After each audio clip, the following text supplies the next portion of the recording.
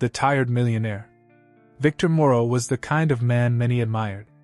Owner of one of the largest fortunes in the country, with diversified businesses in real estate, technology, and entertainment, his life was full of parties, travel, and encounters with stunning women. However, behind all the glamour, Victor carried a deep emptiness. He knew that his wealth isolated him from the real world and that the people around him rarely truly cared about him. In his mansion, sitting in a leather armchair, he slowly sipped an aged whiskey. His butler, Richard, entered the room silently. "Mr. Moreau, do you need anything else?" Richard asked, observing his boss's thoughtful expression. "No, Richard. Just thinking," Victor replied, sighing. "If you'll excuse me, sir, I've noticed that you've been more thoughtful lately. Is something bothering you?" Victor hesitated for a moment. Richard had been with him for many years. He was a loyal confidant. "I'm tired, Richard. Of all the people around me, no one seems to see me for who I am. It's always about the money, the status, what I can provide. I don't know who to trust anymore." He paused and looked at the butler. "I need something real." Richard, with the wisdom of years of living together, pondered for a moment before speaking. "Maybe you need to distance yourself for a while. See the world from a different perspective. I've thought about that. In fact, I have something in mind. There's a beauty pageant happening in town. I thought about attending, but not as myself." "What do you mean, sir?" Richard asked, intrigued. "I'm going to disguise myself, Richard. I'm going to dress up as a beggar, to see how people really treat me. I want to find out who in this superficial world can see beyond appearances." Richard raised an eyebrow in surprise, but then smiled slightly. "Sounds like an intriguing idea, sir. And how do you plan to pull it off?" "I've already planned it all out. Tomorrow, I'll go to the pageant in disguise, and no one will know who I am. I want to see how they act when they have no idea they're in front of a millionaire." Richard nodded in agreement. "I'll make the arrangements, sir." The disguise and the pageant. The next day, Victor underwent a complete transformation. His hair was left disheveled, his clothes replaced with torn and dirty ones, and he applied special makeup to age him and give him the appearance of a man who lived on the streets. The millionaire was unrecognizable. When he arrived at the hotel where the beauty pageant would be held, he mingled with the passers-by, sitting on the sidewalk next to the main entrance. The event attracted a diverse audience: onlookers, photographers, and of course, the candidates for the title of Miss Elegance. The young women arrived in luxurious cars, wearing designer dresses and smiling for the cameras. Victor watched them, trying to capture their reactions. It was then that he saw Mary for the first time. She was in the middle of the rush, helping the contestants organize their outfits and coordinate the show's schedules.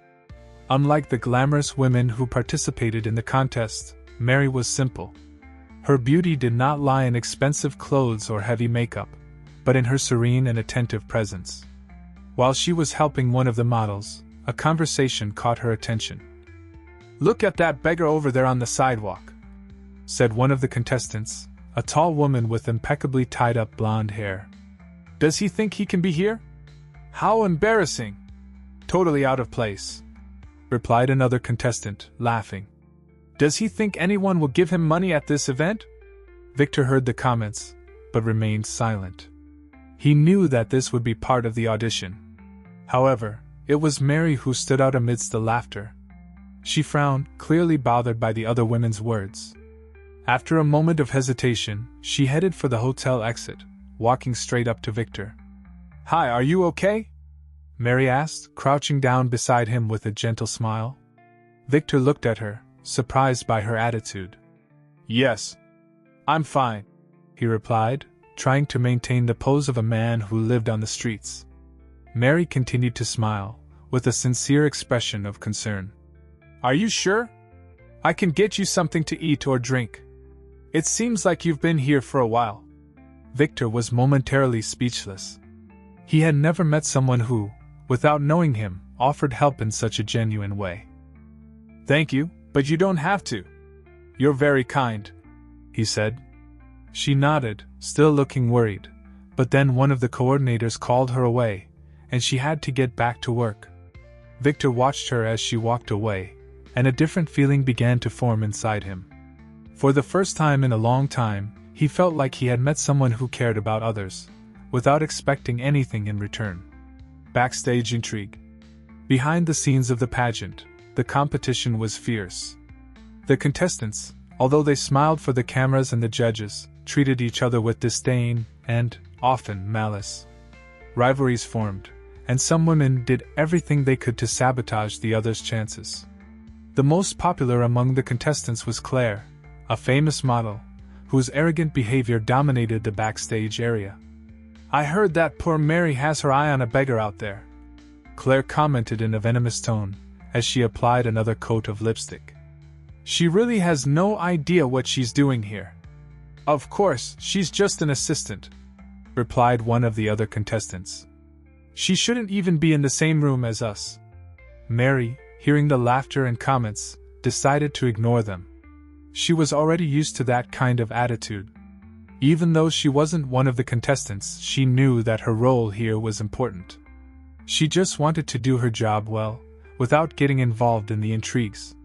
However, that night would be long for her. Claire, noticing that Mary was getting closer and closer to the beggar, decided it would be funny to provoke the situation.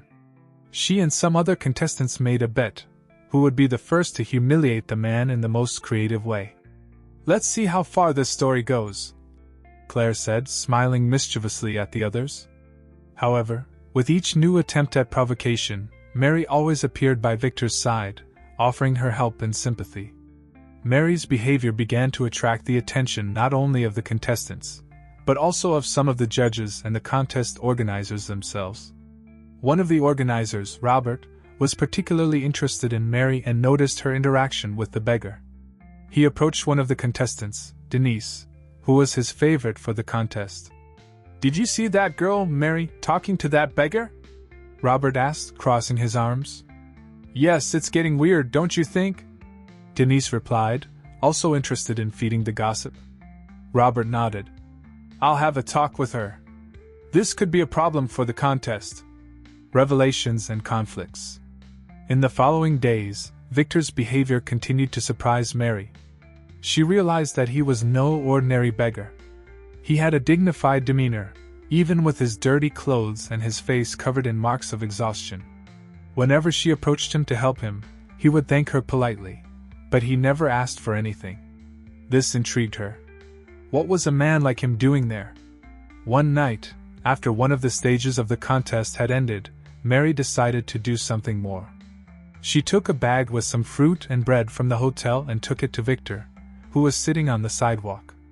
"Here," she said, holding out the bag. "For you." Victor, once again surprised by her generosity, took the bag with a grateful smile. "You're very kind, Mary. But why do you do this?" he asked. Mary shrugged, sitting down next to him on the sidewalk, not caring what others would think. "I don't know. I think it's the right thing to do. And you strike me as someone who hasn't had much luck lately." Victor chuckled softly, appreciating how far he was from being unlucky. "Let's just say things aren't exactly as they seem," he replied, his tone mysterious. Mary glanced at him, not understanding the depth of his answer, but she didn't want to press him. They spent a few minutes in silence, watching the movement on the street, until Mary finally broke the silence. "Are you going to be around here for long?" Victor smiled, now with an expression that mixed sadness and hope. "Maybe for a few more days. I have some things to take care of." That encounter, however, did not go unnoticed by Claire and the other candidates. The next day, Claire decided to confront Mary backstage. "So, Mary, have you decided to do charity work for the beggar?" Claire teased, with the contemptuous tone she always used. Mary, already accustomed to the venomous comments, calmly responded. "It's not charity, Claire. It's just being human." Claire laughed, tossing her hair back arrogantly. "Well, good luck with that. Maybe he'll have some change to give you back." The backstage of the contest began to turn into a true battle of egos. Amidst the intrigues and conflicts, Victor watched everything closely, waiting for the right moment to reveal his true identity. The outcome and the truth. Finally, the day of the grand finale of the contest arrived. The atmosphere was tense, with the candidates anxious and the judges ready to evaluate the last performance. Mary, as always, was backstage helping to organize everything, while Victor, still disguised as a beggar, watched from a distance. Despite his humble appearance, he was more attentive than ever, especially because that night would be decisive. The disguise had helped him see the true intentions of the people around him, and he already knew that the audition was coming to an end. However, a bigger mystery still lingered in his mind. What did Mary really feel for him? Backstage, Claire and Denise were plotting something. "This beggar is getting unbearable," Claire complained, crossing her arms. "I know what we're going to do. Let's sabotage Mary's performance. She doesn't deserve to be here," Claire whispered to Denise, who nodded with a mischievous smile. The two approached one of the lighting technicians and made a deal, bribing the technician to change the lights during the final performance, which would disturb the candidates. Meanwhile, Mary was nervous. She wasn't one of the contestants, but she felt so involved in the event that she couldn't ignore the competitive atmosphere. For her, humility and character were more important than any beauty title. However, in the last few days, something else had been on her mind: the mysterious beggar with whom she had formed an unexpected friendship. In the audience, Victor watched everything closely. The contestants paraded one by one, their clothes shining under the intense lights of the stage. They waved to the judges and introduced themselves with impeccable smiles. However, to Victor, each one seemed more superficial than the last. He had already lost interest in them, and his eyes searched for only one person. At that moment, Claire noticed Mary's presence near the stage. She approached with a sarcastic smile. "Surprised you're here, Mary? You're just an assistant, you shouldn't be in the contestants' area, you know?" Mary looked at her unfazed. "I'm just here to help, Claire. I don't need to compete to feel valued." Claire gave a short laugh. "Well, good luck with that.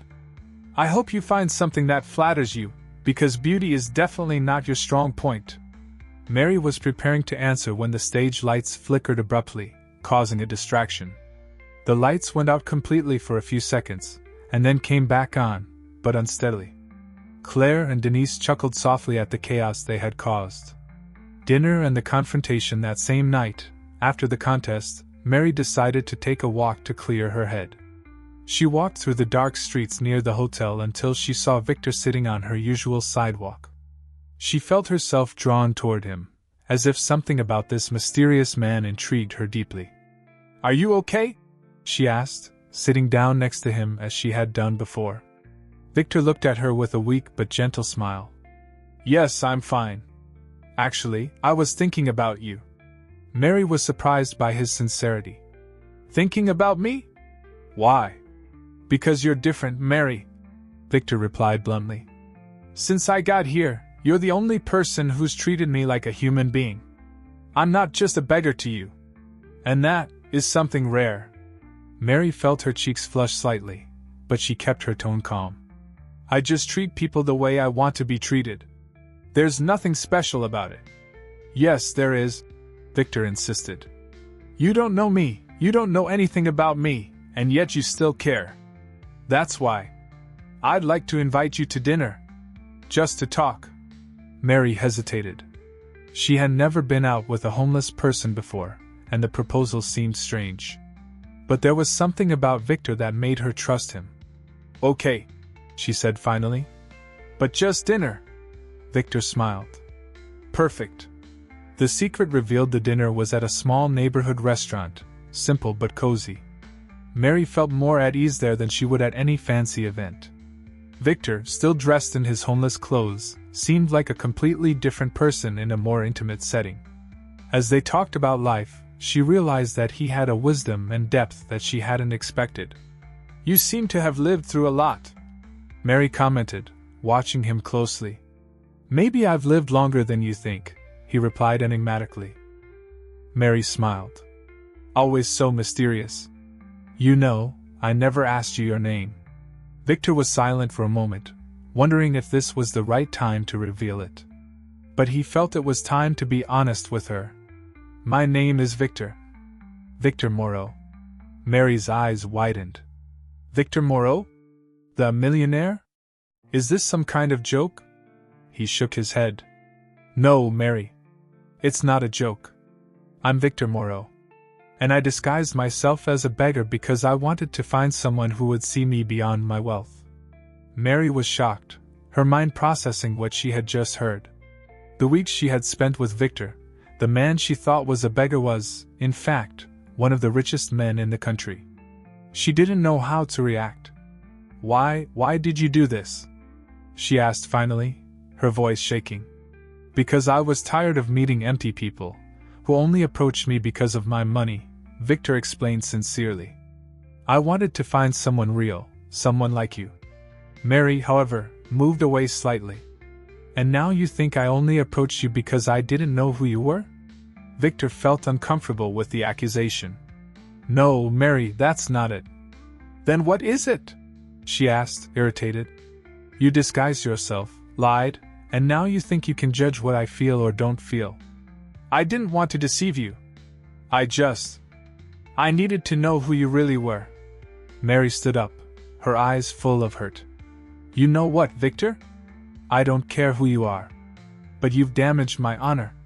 You lied to me. How can I trust you now?" Victor stood there, standing still, while Mary hurriedly left the restaurant, without looking back. The reconnection. Days passed, and Victor tried countless times to contact Mary, but she avoided him at all costs. He reflected on his actions and realized that he had been unfair. His plan to test people had led him to make a mistake. He had hurt the only person who truly mattered to him. Decided to make things right, Victor decided to take a different approach. He organized a charity event at his mansion and personally invited Mary, explaining that he wanted to make amends. On the day of the event, Mary reluctantly decided to go. When she arrived at the mansion, she saw Victor waiting for her at the entrance, no longer in disguise, but as the real Victor Moreau. He looked nervous, something she never imagined she would see in him. "Mary, I know I made a mistake," he began, his voice serious. "I was proud and arrogant. I didn't think about the consequences of lying to you. I just wanted you to know that I deeply regret it." She looked at him, her gaze steady. "And how can I trust that you won't test me again?"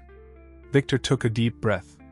"I can't give you any guarantees beyond my word. But I can show you who I really am, without lies, without disguises. I want you to know the real me, not the millionaire, but the man." Mary watched him for a long moment, then sighed. "This will take time, Victor. If you really want this to work, you'll have to prove to me that you're worth it." Victor smiled, a genuine smile. "I'm willing to wait as long as it takes." The uncertain future. In the weeks that followed, Victor and Mary began to get closer again, this time in a more open and honest way. They met frequently, talking about their lives, dreams, and fears. Little by little, Mary began to trust him again, but there was still a mystery hanging over their relationship, the real reason behind the disguise. One night, during a walk in the park, Mary asked the question that had been bothering her since the beginning. "Victor, why did you choose a beauty contest to do this experiment?" He looked at her thoughtfully before answering. "Because, for me, these contests represent the height of superficiality. I knew I would find beautiful women there, but I wanted to see if any of them had anything beyond their external beauty." Mary smiled slightly. "And what did you find?" "I found you," he replied, looking deep into her eyes. The mystery surrounding Victor's past seemed to be unraveled, but their relationship still faced challenges. After all, the path to true love was full of trials and secrets yet to be discovered. Well, that's the story so far. What did you think of all this? Click the like button and subscribe to the channel to read the continuation soon. See you in the next story. Bye.